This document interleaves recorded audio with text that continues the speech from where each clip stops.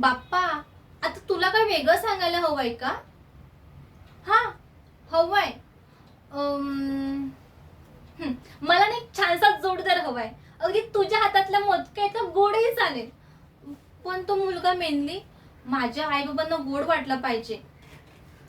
मी पण काय बोलतेय, आई बाबाचा मुलगा घेऊन येणार आहेत ना माझ्यासाठी.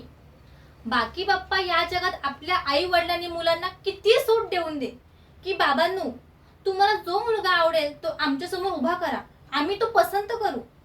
पण बाप्पा, माझ्या बाबतीत मला तसं नकोय. आई बाबा जो मुलगा पसंत करतील ना, तोच मुलगा मी पसंत करेन. कारण आय ट्रस्ट माय आई बाबा. माझे आई बाबा जे करतात माझ्यासाठी आणि जे करतील ते बेस्टच करतील.